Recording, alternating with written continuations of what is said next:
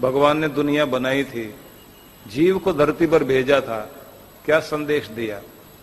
कहा 100 साल तक जीना है, सैकड़ों तरह के काम करने हैं, 25 साल तो तुम्हें सिर्फ तैयारी में लगेंगे।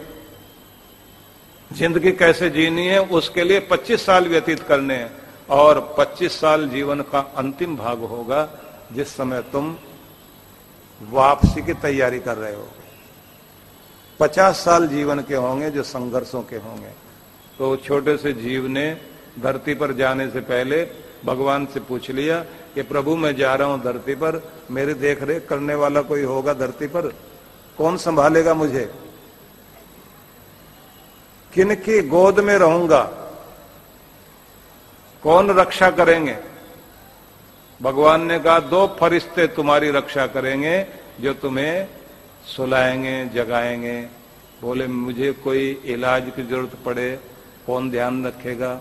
चौकीदारी की जरूरत पड़े कौन ध्यान रखेगा? भगवान ने कहा 2 फरिश्ते तुम्हारे लिए दूंगा जो तुम्हारे लिए चौकीदारी का काम करेंगे। बोले मुझे जमीन जायदाद, खाना पीना, कपड़ा गहना ये सब की जरूरत पड़े तो कोई साहूकार भी दो।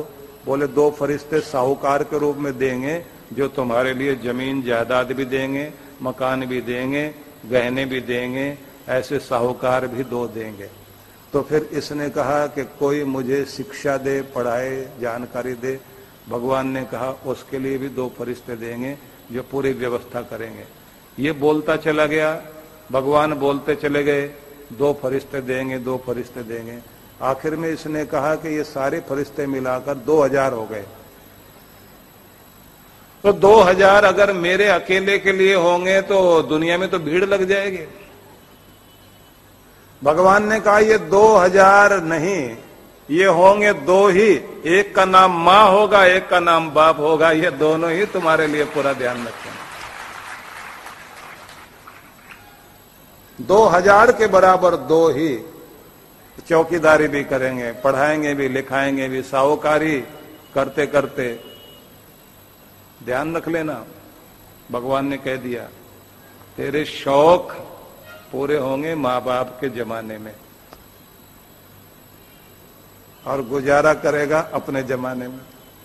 जब तो कमाएगा ना तब तो तेरी गुजर बसर ही होगी, और पूरी जिंदगी याद करेगा शौक तो माँ बाप के जमाने में पूरे हुए थे, उसके बाद तो शौक पूरे हुए ही नहीं। क्या हिम्मत रखते हैं माँ बाप, अपने बच्चों के सारे शौक पूरे कराते हैं। तो जब इसने कहा कि 2000 लोग चाहिए एक अकेले के लिए, भगवान ने कहा 2000 के बराबर 2 ही लोग होंगे। तो इसने कहा फिर मैं उनका कर्जा कैसे चुकाऊंगा? जो मेरे लिए इतना करेंगे उनका कर्जा कैसे चुकाऊंगा? भगवान ने कहा बस एक बात का ध्यान रखना, उनकी आंख में कभी तेरे कारण आंसू नहीं आने चाहिए, इस बात का ध्यान रख लेना। क्योंकि मैं सब कुछ बर्दाश्त कर सकता हूं, लेकिन बूढ़े माँ बाप की आंख में बच्चों के कारण आंसू आए तो भगवान कहते हैं वो मेरे से बर्दाश्त नहीं होता। उनको रोता हुआ देखकर मुझे अच्छा नहीं लगता। जो अपने माँ बाप को रुलाते हैं ना, उन्हें तड़फाते हैं, अभागे होते हैं वो बच्चे। इसने कहा कर्जा चुकाने का तरीका भी तो बताओ भगवान। भगवान ने कहा एक दिन तुम्हें भी फरिश्ता बना दूंगा, जब तेरे बच्चे पैदा होंगे उस दिन तू माँ बाप बनेगा तो भी ऐसा फरिश्ता बन जाएगा, और इसी तरह जैसे तेरे माँ बाप ने किया तो भी अपने बच्चों के लिए करेगा। बस यही है कर्जा चुकाने का तरीका।